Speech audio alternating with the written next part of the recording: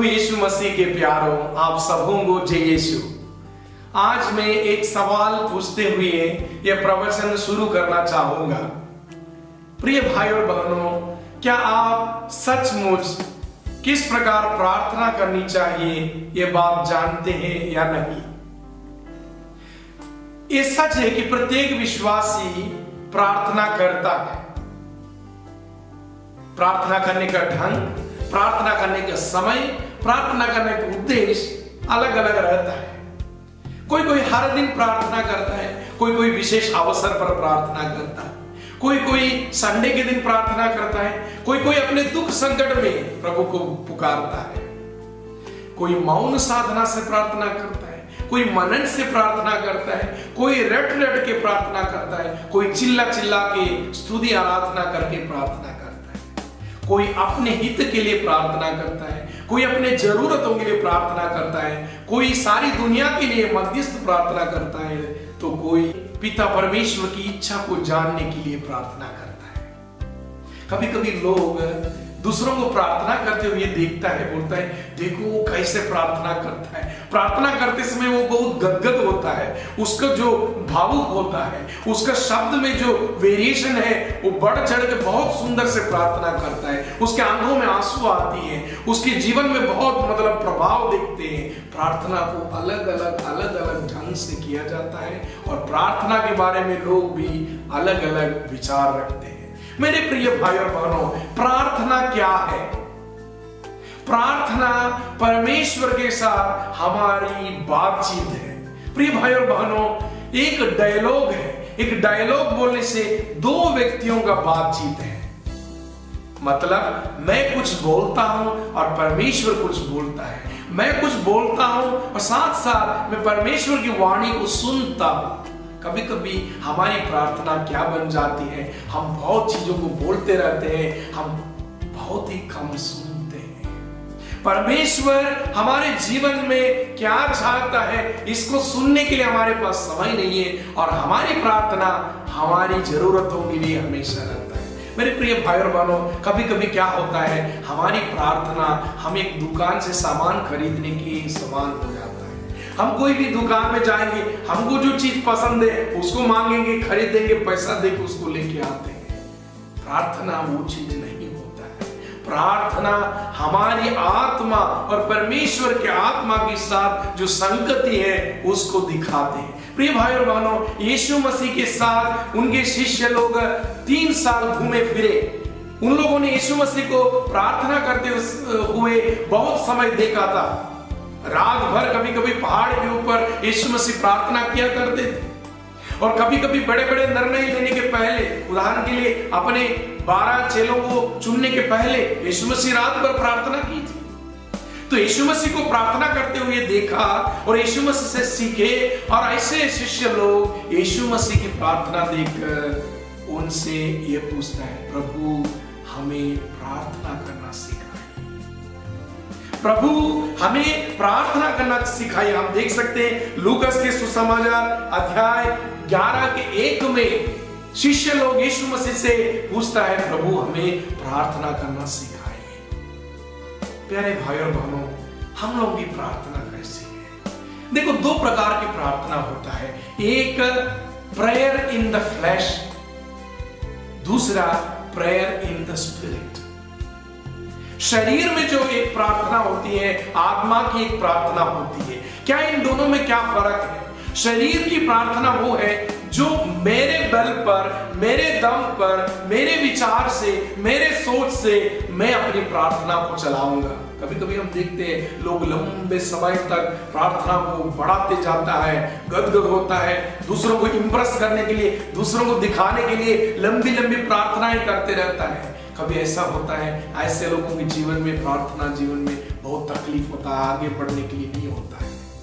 दूसरा एक प्रार्थना होता है जो आत्मा में प्रार्थना है। इसमें क्या होता है, पवित्र आत्मा से भरकर हम प्रार्थना करते हैं। इसलिए आज का जो वचन है जो हम सीखेंगे, रोमियो के नाम पत्र अध्याय 8 के 26 में बहुत ही सुंदर रूप से संत पौल ये बता दिया है, पवित्र आत्मा भी हमारी दुर्बलता में हमारी सहायता करता है।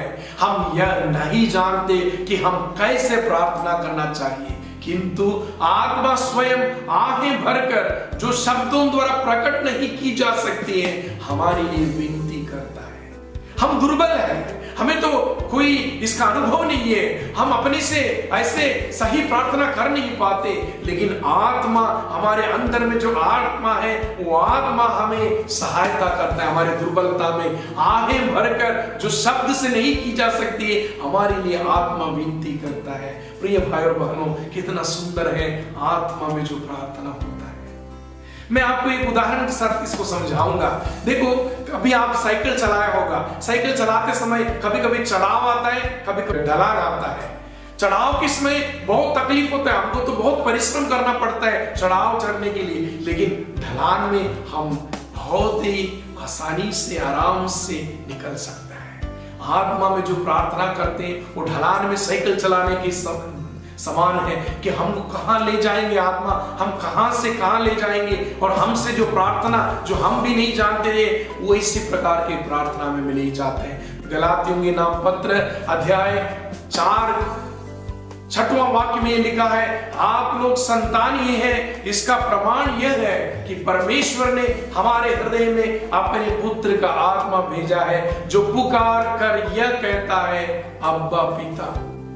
हमारे अंदर जो आत्मा बैठा है वही आत्मा पुकार पुकार कर अब्बा पिता को पुकारता है, प्रार्थना करता है। वही आत्मा हम लोगों को हर प्रकार के प्रार्थना करने के लिए हमें सचेत करता है। प्रिय भाइयों बहनों, इफिसियों के नाम पत्र अध्याय 6 के 18वां वाक्य में ये लिखा है, आप लोग हर समय पवित्र आत्मा में सब प्रकार की प्रार्थना तथा निवेदन करते रहे। आप अपने से प्रार्थना करने से नहीं होगा, आप पवित्र आत्मा में हर प्रकार की प्रार्थना और निवेदन करते रहे। कभी कभी लोग ये सोचते हैं अन्य भाषा में बात करना, प्रार्थना करना वही पवित्र आत्मा की प्रार्थना है।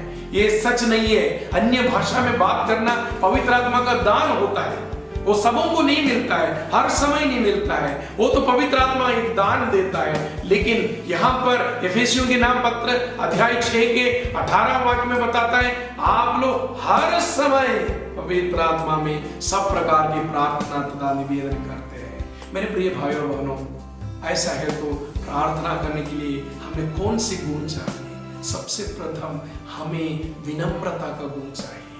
हमें यह मानना पड़ेगा कि हम अपने से प्रार्थना नहीं कर पाए, हमें पवित्र आत्मा की जरूरत है। इसलिए स्तोत्र ग्रंथ भजन संहिता अध्याय 130 के पहला वाक्य में लिखा है, हे प्रभु मैं गहरे गड्ढे से तेरी दुहाई करता हूं। प्रभु मैं तो नहीं जानता हूं, मैं गड्ढे में हूं, मैं तो गिरा हुआ हूं, मेरे अंदर आप काम करिए और मेरी प्रार्थना को बढ़ाइए। और दूसरा, हम प्रार्थना करते समय पिता परमेश्वर से हमें एक संगति बनाना है। प्रिय भाई और बहनों, क्योंकि हमें ये बताया जाता है कि हम जब प्रार्थना करते हैं हम नहीं जानते हम किससे बात करते हैं। यूहन्ना के सुसमाचार अध्याय 4 में ये बहुत सुंदर से बताया है। समारी स्त्री को यीशु मसीह ने बताया, अगर तुम जानती किससे तुम पानी मांगती तो तुम उससे मांगती और वह तुम्हें जीवन जल प्रदान करती। प्रिय भाई और बहनों, अगर हम सचमुच जानते हैं हम किससे बात करते हैं, हमारे पिताजी से